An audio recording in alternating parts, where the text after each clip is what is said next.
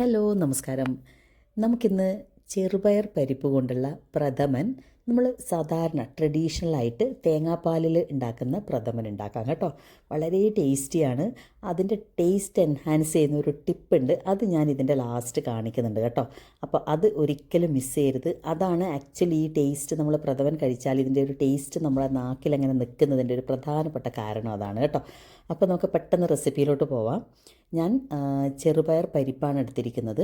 നമുക്ക് വേണമെങ്കിൽ ഹോൾ ചെറുപയർ, പച്ച ഹോൾ ചെറുപയർ എടുത്തിട്ട് റോസ്റ്റ് ചെയ്തിട്ട് പൊട്ടിച്ചിട്ട് നമ്മൾ അമ്മിക്കല്ലിലൊക്കെ വെച്ചിട്ട് ഇങ്ങനെ പൊട്ടിച്ചെടുക്കില്ല, അങ്ങനെയാണ് ഞങ്ങളൊക്കെ വീട്ടിൽ പണ്ട് ചെയ്തുകൊണ്ടിരുന്നത്. ഇതിപ്പം ഞാൻ റെഡിമെയ്ഡ് ചെറുപയർ പരിപ്പ് ഒന്ന് നന്നായിട്ട് ഡ്രൈ റോസ്റ്റ് ചെയ്ത് മാറ്റി വെക്കണം കേട്ടോ. ഞാൻ ഏകദേശം 750 grams ഓഫ് ചെറുപയർ പരിപ്പാണ് എടുത്തിരിക്കുന്നത്.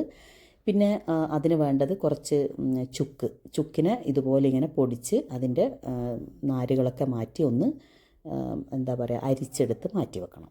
അപ്പോൾ ഇങ്ങനെയുള്ള കുറച്ച് പ്രിപ്പറേഷൻസൊക്കെ ചെയ്ത് വെക്കുവാണെങ്കിൽ നമുക്ക് കാര്യങ്ങൾ എളുപ്പമാണ്. അപ്പോൾ ഇതാണ് ജിഞ്ചർ, അതിൻ്റെ പൗഡറാണ് കേട്ടോ. അപ്പോൾ ഇത്രയും ഞാൻ ഉപയോഗിക്കില്ല, അപ്പോൾ ആവശ്യത്തിന് നോക്കിയിട്ട് ഉപയോഗിച്ചാൽ മതി കേട്ടോ. പിന്നെ വേണ്ടത് ഇതിൻ്റെ ശർക്കര ഞാൻ ഏകദേശം 750 grams ചെറുപയർ എടുത്തപ്പോൾ ഞാൻ ഏകദേശം ഒരു 1.5 കിലോളം ശർക്കര ഉപയോഗിച്ചിട്ടുണ്ട്. പക്ഷേ ഇത് കുറച്ച് മധുരം കൂടിയതായതുകൊണ്ട് ഞാനൊരു 2 ശർക്കര അതിൻ്റെ ആ ഒരു അച്ച് മാറ്റി വെച്ചിട്ടുണ്ടായിരുന്നു കേട്ടോ. ഇനി ഇത്രയും മധുരം വേണ്ട എന്ന് തോന്നുവാണെങ്കിൽ ഒരു 1-2 കൂടെ വേണമെങ്കിൽ മാറ്റാം. പക്ഷേ എൻ്റെ ഒരു അഭിപ്രായം എന്ന് പറഞ്ഞാൽ അത്രയും തന്നെ മധുരം വേണം, പായസമല്ലേ, അപ്പോൾ കുറച്ച് മധുരം ഇരുന്നോട്ടെ. അപ്പോൾ അതും റെഡിയാക്കി വെച്ചു. പിന്നെ നമ്മൾ നേരത്തെ റോസ്റ്റ് ചെയ്ത് വെച്ച ചെറുപയർ പരിപ്പിനെ കഴുകിയതിന് ശേഷം ഞാൻ കുക്കറിലോട്ട് മാറ്റി കേട്ടോ. പിന്നെ ഇതിനെ കുറച്ച് തേങ്ങാപ്പാലിലിട്ട് ഒരു വിസിലടിക്കുമ്പോഴേക്കും ഇത് നന്നായിട്ട് വെന്തിട്ടുണ്ടാകുമേ. അപ്പം ആ വെള്ളമൊക്കെ ഒഴിക്കുന്നത്, തേങ്ങാപ്പാലൊക്കെ ഒഴിക്കുക. തേങ്ങാപ്പാൽ വളരെ തിന്നായിട്ടുള്ള തേങ്ങാപ്പാലാണ്, കട്ടിയുള്ള തേങ്ങാപ്പാലല്ല. നോക്കിയേ, ഇത് കറക്റ്റായിട്ടുള്ള വേവായിട്ടുണ്ട്, അധികം വെള്ളമൊന്നുമില്ല, എന്നാലും അടിയിലൊന്നും പിടിക്കാതെ കറക്റ്റ് വെന്തിട്ടുണ്ട്. ഇനി ഇട്ട് നന്നായിട്ട് തവിയിട്ട് ഇളക്കി അങ്ങനെ ആക്കേണ്ട, കാരണം അങ്ങനെ അങ്ങ് കുഴഞ്ഞു പോകും അത്. അപ്പോൾ ഞാൻ കുക്കറിൽ നിന്ന് മാറ്റി വലിയൊരു കണ്ടെയ്നറിലോട്ട് അങ്ങനെ ട്രാൻസ്ഫർ ചെയ്തു കേട്ടോ, കാരണം അത്ര എമൗണ്ട് ഉണ്ടായിരുന്നു അത്. അപ്പം ഇനി അതിന് ശേഷം ഞാൻ ശർക്കര നേരത്തെ റെഡിയാക്കി വെച്ചിട്ടുണ്ടല്ലോ, അത് നമ്മുടെ ചെറുപയറിലോട്ട് അങ്ങ് ട്രാൻസ്ഫർ ചെയ്യാം.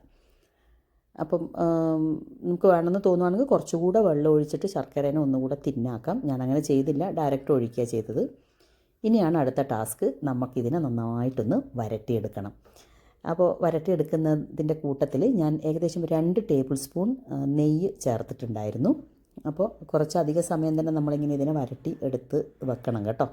അപ്പോൾ ഞാൻ ഇത്രയും അളവ് ഉണ്ടാക്കുന്നത് ഓണമൊക്കെ കഴിഞ്ഞതിന് ശേഷം ഉണ്ടാക്കുന്ന എൻ്റെ ഫ്രണ്ട്സിന് കൊടുക്കാൻ വേണ്ടിയിട്ടാണ്.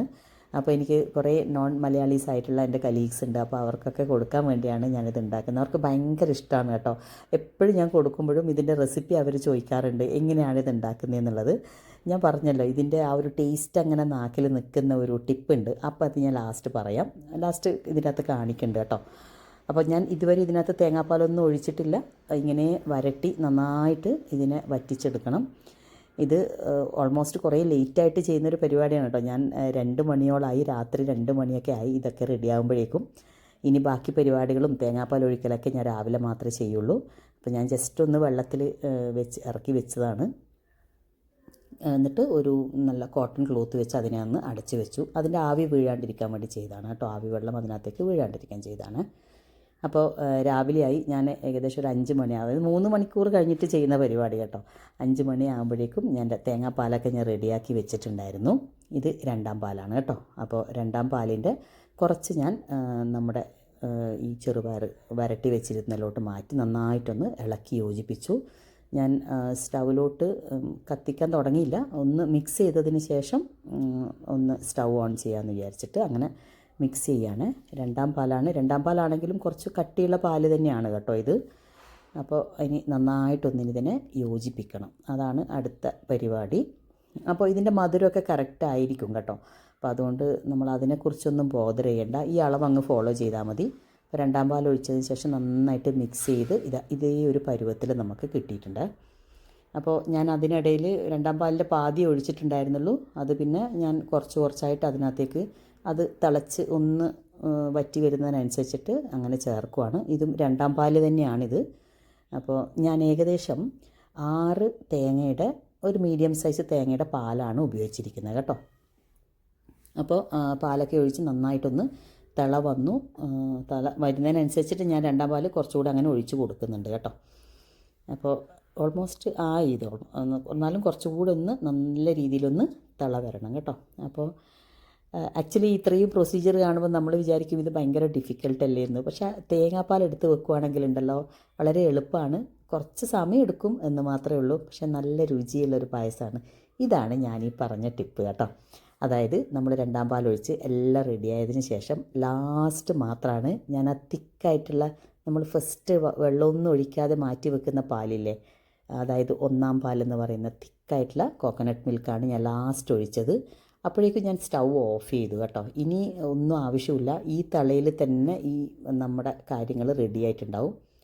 ഞാനിത് ഓഫ് ചെയ്യാൻ പോവാണ്. ഇനി നമുക്കത് തിളക്കേണ്ട ആവശ്യം വരുന്നില്ല. ഓക്കെ, അപ്പോൾ നമ്മുടെ പായസം റെഡി. ഇനി അതിനകത്തേക്ക് ചേർക്കേണ്ടത് ഒരല്പം നമ്മുടെ ഏലക്കാപ്പൊടിയാണ്. ഏലക്കാപ്പൊടി ചേർത്തു. ഇനി ഏലക്കാപ്പൊടിയുടെ കൂടെ തന്നെ ഞാൻ നേരത്തെ റെഡിയാക്കി വെച്ചിരിക്കുന്ന ജിഞ്ചർ പൗഡർ, അതായത് എന്താണ് ചുക്കുപൊടി, ആ ചുക്കുപൊടിയും കൂടെ ചേർത്തു. അതിന് മേലെ ഞാൻ കുറച്ച് തേങ്ങാപ്പാലൊന്ന് കാണിക്കാം, ജസ്റ്റ് ഒരു ഭംഗി കിട്ടുന്നേ ഉള്ളൂ. ഇനി അതിൻ്റെ മേളിൽ നല്ല നമ്മുടെ കശുവണ്ടിയും അതുപോലെ എന്താണ് കിസ്മിസും, ഇനി വേണമെന്നുണ്ടെങ്കിൽ തേങ്ങാക്കൊത്തു കൂടെ ആഡ് ചെയ്ത് കുറച്ച് നെയ്യിലൊന്ന് വഴറ്റി ചേർത്ത് കഴിഞ്ഞാൽ നല്ല സൂപ്പർ ടേസ്റ്റി ആയിട്ടുള്ള പ്രഥമൻ റെഡിയാണ്. അപ്പോൾ ഇതുവരെ പ്രഥമൻ ഉണ്ടാക്കാത്തവരുണ്ടെങ്കിൽ ഈ ഒരു റെസിപ്പി ഒന്ന് ഫോളോ ചെയ്ത് നോക്കിയേ, നിങ്ങൾക്ക് എന്തായാലും ഇഷ്ടപ്പെടും. ഓക്കെ, അപ്പോൾ see you in the next video.